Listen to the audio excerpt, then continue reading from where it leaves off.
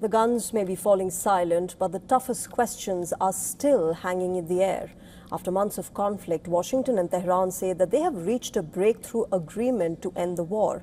But while markets are cheering and diplomats are celebrating, four major issues remain unresolved, including Iran's nuclear program, frozen assets, the future of the Strait of Hormuz, and the fate of Lebanon.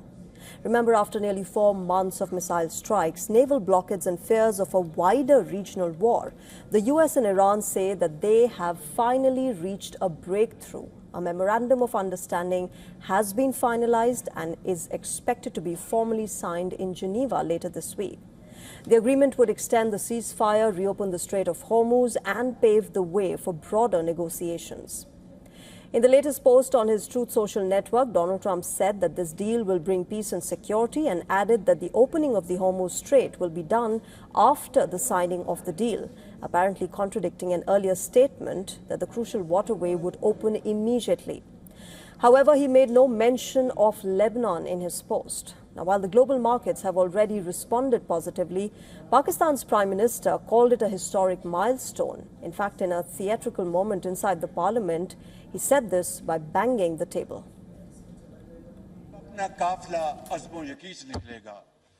जब अपना काफिला अज़्मो यकीन से निकलेगा, जहां से चाहेंगे रास्ता वहीं से निकलेगा। वतन की मट्टी मुझे एड़ियां रगड़ने दे, मुझे यकीन है चश्मा यहीं से निकलेगा।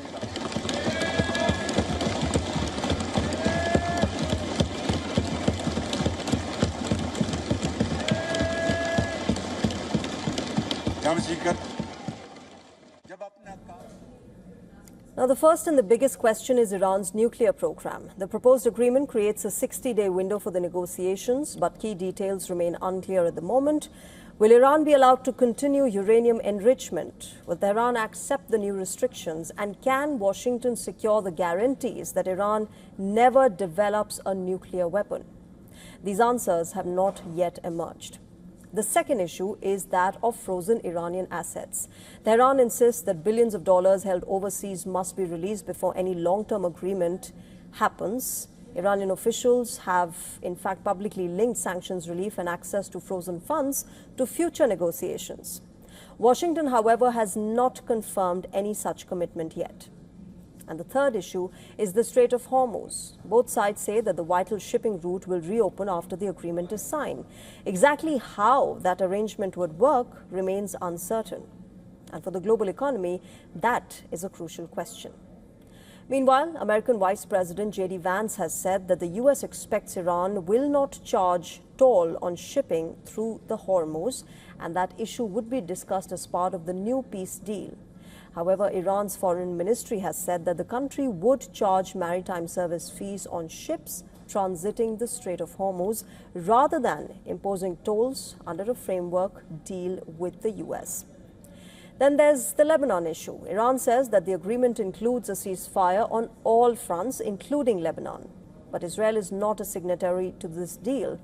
So Israeli forces have continued operations against Hezbollah targets, raising doubts about whether the Lebanon front can truly stay quiet.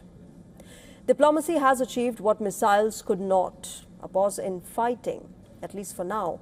But until then, the questions over uranium, frozen assets, Hormuz and Lebanon are resolved, the deal may not be truly over.